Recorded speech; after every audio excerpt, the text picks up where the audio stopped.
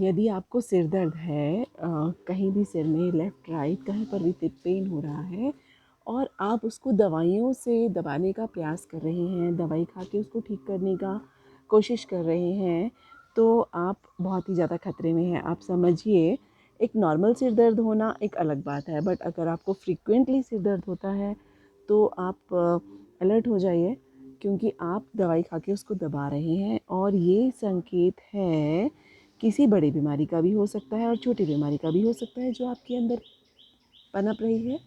ऐसा कोई रोग है जो छिपा हुआ है और जो कि सिर दर्द के रूप में बाहर आ रहा है, तो आप जब तक इसके मूल कारण को दूर नहीं करेंगे तब तक इससे इजाद नहीं मिलेगी आपको।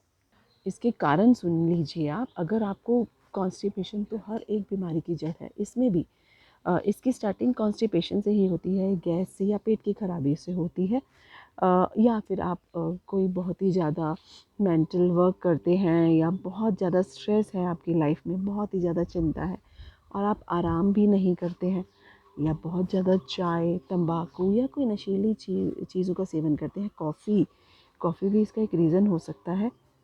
हाई ब्लड प्रेशर, नज़ला, आँखों या दाँत में दर्द। हाँ, कई लोगों को देखा गया है कि वो चेहरा ढककर सोते हैं। मैंने अक्सर देखा है कि पूरे बॉडी पे उनकी बेडशीट नहीं होगी, बेड कवर, और फेस पर होगा। ये आदत भी लोगों को होती है, तो सोचिए क्या जा रहा है उनके अंदर? ऑक्सीजन तो जा ही नहीं रही है ना। तो चेहरा ढककर सोना या फिर किसी बंद कमरे में सोना जहाँ पर खिड़कियाँ नहीं है, हवा नहीं आ रही है, गंदी हवा है, या फिर लेडीज़ के लिए अगर वो साफ़ सफाई का ध्यान नहीं रखते हैं अपने पीरियड्स के टाइम पे, या इन जनरल उनको भी सिर दर्द होता है। या फिर आप मानसिक देखिए, मानसिक असंतोष बहुत लोगों को आजकल होता है। वो सेटिस्फाई ही नहीं होते किसी चीज़ से, है ना, और की इच्छा रहती है, या दूसरों को देख के परेशान रहते हैं।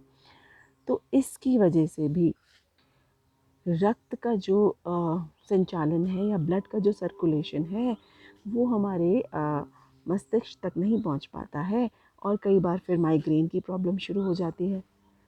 तो इन सब को ढूंढें, पहले अपनी बीमारी को ढूंढें कि इसकी जड़ कहाँ पर है, और फिर इसको दूर करने का प्रयास करें। बहुत ही ईजी है। अगर आप हेल्प करेंगे, सहयोग करेंगे, तो हम इस बीमारी को दूर कर सकते हैं। दवाइयाँ इसका इलाज नहीं है ना। उससे दवाई दबाई है, उससे हम बीमारी को दबा रहे हैं, ठीक नहीं कर रहे हैं। तो इसके लिए सबसे पहले अपने कब्ज़ को आपको दूर करना होगा, बहुत ही ज़रूरी है। कब्ज़ को दूर करने की बहुत ही ज़्यादा नेचुरल और प्राकृतिक उपाय हैं जो आप कर सकते हैं। इसकी मेरी वीडियो होगी कॉन्स्टिपेशन वाली, आप वो ज़रूर देखिएगा और ज़रूर करिएगा। आपको मैं कहती हूँ 99% आपको उससे रिलीफ़ मिलेगा। कब्ज़ से आपको स्थायी अस्थायी रूप से दोनों तरफ से लाभ लेना ही पड़ेगा। इसके लिए आप कच्ची सब्जियां खाइए, केले को छोड़ के। केला हैवी होता है, डाइजेस्ट करने में थोड़ा टफ रहता है, तो इसके लिए आप ताज़ी सब्जियां, फलों का जूस, अंजीर बहुत अच्छा है, नारियल, चोकर के सहित अगर अन्न लें, जो भी आप लेना वो बहुत ज़रूरी रहेगा। लेकिन पहले तो आपको अन्न लेना ही नहीं है स्टार्टिंग में कुछ दिन। तो इस तरीके से अब विश्राम ज़रूर कीजिए, रेस्ट को अपनी लाइफ में इम्पोर्टेंस दें।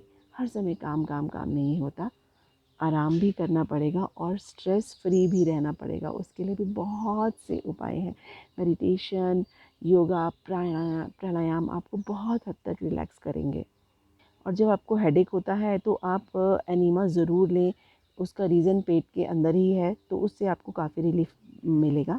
उसके बाद कोई एक ठंडा कपड़ा लीजिए, उसको गीला करके सर पर लपेट लीजिए, 10 मिनट तक लपेटिए, और उसके ऊपर आप एक गर्म कपड़ा भी लपेट सकते हैं। तो आपको जब पसीना आएगा, पसीना आने से आपको बहुत रिलैक्स मिलेगा। जल नीति भी इसके लिए बहुत ही अच्छा उपाय है। मैं आपको जल नीति की वीडियो बताऊंगी कि इसको कैसे किया जाता है। नहीं तो आपको जल नीति की वीडियो मिल भी जाएगी, और बहुत ही इजी है। लेकिन आप उसको जब करेंगे तो आप उसका असर देखेंगे कि उसका आपके पूरे मस्तिष्क पर, आँखों पर, कान, नाक, जितने भी आपकी जो एरिया है ऊपर का, उसमें बहुत ही अच्छा इफ़ेक्ट आता है। कफ़ा दोष दूर होता है, तो सर दर्द में भी आराम मिलता है। और उसके बाद प्राणायाम ज़रूर करना चाहिए। इसके लिए आप एक काम और कर सकते हैं कि आप नाक और गले और मस्तिष्क की जब सफाई हो जाएगी जल नीति के बाद, उसके बाद आप 3-4 अखरोट भीगे हुए नाश्ते में, और उसके साथ गाय का दूध, अगर देसी गाय का दूध मिलता है तो बहुत ही अच्छा है, वो पिएं। ये आपकी जो मस्तिष्क की दुर्बलता है, कमज़ोरी है, स्नायुओं की कमज़ोरी है, नर्व्स की कमज़ोरी है, उसको दूर करेगा। तो कहीं ना कहीं भीगे हुए कुछ मेवे भी आपको लेने चाहिए, वो भी आपके लिए ज़रूरी है। बाकी सबसे इम्पॉर्टेंट है, पहले कब्ज़ को होने ना दें, और उसके बाद आप अपनी साफ़ सफाई का ज़रूर ध्यान रखें, मानसिक तनाव और चिंताओं को दूर रखें। हाँ, रात को सोते समय आप ज़रूर गर्म पानी में पैर डुबोएं और उसके बाद अच्छे से तेल से पैरों की मालिश करके सोएं, बहुत ही अच्छा प्रभाव पड़ेगा।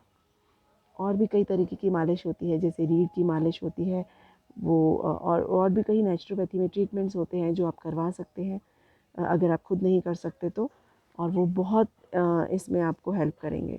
और मैं ये ज़रूर कहूँगी कि आप अपने किसी भी तरीके का सिर दर्द हो, आप उससे निजात पा सकते हैं अगर आप ध्यान रखें तो। जो भी चीज़ें मैंने आपको बताई हैं, सबको अगर आप ध्यान से सुनेंगे, ध्यान से अप्लाई करेंगे, तो जल्दी ही फ़र्क पड़ेगा। और एक ख़ास बात है कि जो प्रेग्नेंट लेडीज़ होती हैं वो भी सर दर्द में दवाई ले लेती हैं, लेकिन उनको ये दवाई नहीं लेनी है, सर दर्द की कोई भी दवाई नहीं लेनी है, क्योंकि उससे जो घर में पल रहे बच्चे के मस्तिष्क पर बहुत ही बुरा असर पड़ सकता है। तो जाना अपनी ये छोटी सी बीमारी है, बट बहुत सारी बीमारियों की जननी भी है, और उसका चेतावनी भी है कि अंदर कुछ ना कुछ चल रहा है। तो इन सब चीज़ों से, उपायों से उनको दूर करें।